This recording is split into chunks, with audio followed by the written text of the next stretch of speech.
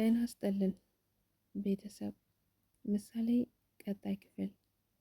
ሉላ የማይሆን ውሳኔ ወስናለች። ሉላ በእርግጥ በጣም ታግዛለች። ብዙ ጊዜም ከራሷ ጋር ተማክራለች። ለዳጣም ነግራ ከዳጣ ጋርም ይመቸኛል ይበጀኛል ያለችው መንገድ ሞክራለች። ነገር ግን ጠበቃው በጣም ከባድ ሰው ነው። ክፉ ሰው ነው። ምክንያቱም ባል ያላት ሚስት ትዳር ያላት ሴት መመኘቱ በጣም ያስቀጣል።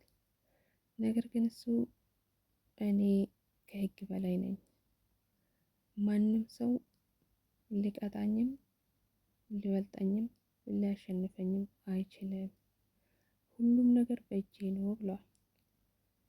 ሉላ አንቺ እሺ ካላልሽ፣ አንቺ ከኔ ጋር ካልሆንሽ የሞገስ ንብረት እንደማይመለስለት እንዲሁም ደግሞ ሞገስን ያለ ጥፋቱ ከስሼ አሳስራለሁ ብሏታል። ሉላ በጣም ፈራች። ንብረት ከማጣታቸው ሞገስ መታሰሩ ያ ነው ያሳሰባት። በጎንም ቢሆን ሞገስን ጠይቀው ነበር። ሞገስም ንብረት ይመለሳል በቅርብ ቀን እያለ ሁሌ ስለ ንብረቱ ያወራል።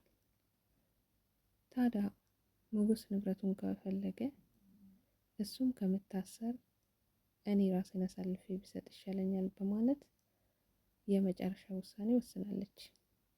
ሉላ ምናልባት ቅር ያሰኘኝ ክፍሉ ወይንም መኝታ ቤት ድረስ አብራ መግባቱ ነው። ከዛ ውጪ የሉላ እውነት እራሷን አሳልፋ ትሰጣለች ብዬ አላስብም። ነገር ግን ዳጣ ሞገስን ጠርታ ለሞገስ ያለውን ነገር ነግረዋለች። ሞገስ ግን ትንሽ ነቄ ቢሆን ጥሩ ነው። ምክንያቱም መተኛት ፊቷን አይቶ ማንበብ ይችላል። ጠበቃው ቤት ውስጥ ጥሎ የሄደ መሳሪያ አለ።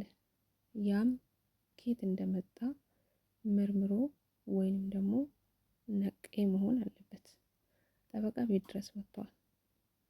እንዴት ዘውሩ ቤት ድረስ ገባ? ሉላ ለምን ደነገጠች? ለምን ወደቀች? እንዴት አይጠራጠርም?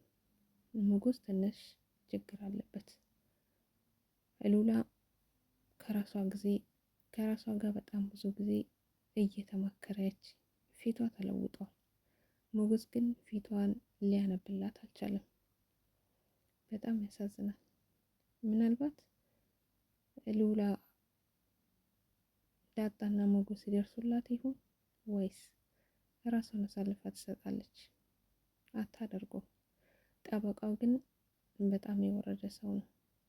እንዲህ ማድረግ አልነበረበትም። ዝና ያቺን ያስቀመጣትን ልጅ በአንድ ጎን ይመኛታል፣ በአንድ በኩል ደግሞ አለቃው እንደሚፈልጋት አድርጎ ያወራል። ልጅቷ በጣም ተሰቃይታለች። ብዙ ጊዜ ሞኗታል። በጣም ያሳዝናል። ማህሌት በግድ የብሩክ ቤት ገብታለች። መኝታ ቤት ድረስ ዘልቃ ገብታ ቁጭ ብላለች። መድብል ጀግና ሰው በግድ ጎትቼ ያወጣታለሁ በማለት መኝታ ቤት ድረስ ገብቷል። ነገር ግን ቅድስትና ብሩክ ተከላክለዋታል። እኔ የብሩክ ትዕግስት በጣም ገርሞኛል። ምክንያቱም ይሄን ሁሉ አድርጋበት ይሄን ሁሉ በደል በድላው ዝም ማለቱ፣ ይሄ ሁሉ እንግልትና ስቃይ የመጣበት ብሩክ በማህሌት ምክንያት ነው። እሷ እንደማንኛውም የቤት እመቤት ስርዓት ቢኖራትና ምሳሌ እንድትታከም ብታደርግ ኑሮ ብሩክም ይሄ ሁሉ ጣጣ ውስጥ ባልገባ ነበር። መድብልም ብሩክን ለማግኘት ይሄን ሁሉ ዋጋ ባልከፈለ ነበር።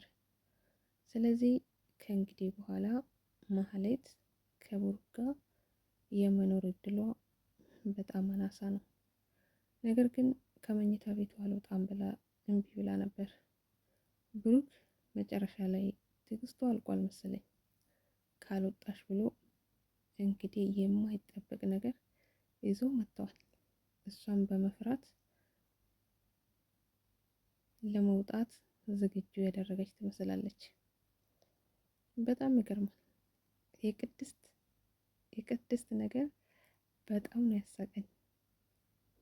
እየተከላከለችላት ግሩም ነው። ለማንኛውም ውድ ቤተሰቦቼ ቀጣይ ምን እንደሚሆን አብረን እናያለን። የሉላ ነገር አታሳዝንም? ምስኪን የጨው ዕቃ በጣም ፈርታለች። በጣም ምክንያቱም ከጨለማ ወጣው ከዛ ከዝና ቤት ጀምሮ የነበረችበት ሐዘን የነበረችበት ስቃይ አበቃ።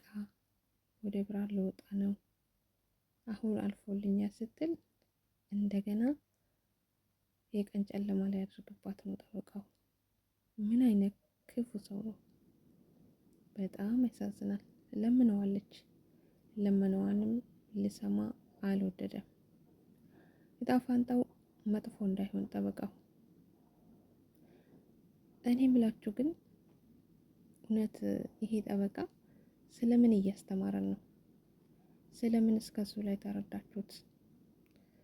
ጠበቃዎች እንደዚህ አይነት ያደርጋሉ ብላችሁ ታስባላችሁ? በጣም ይገርማል። እኔ ከመጀመሪያም ሳየው ጠበቃውን አልወደድኩትም።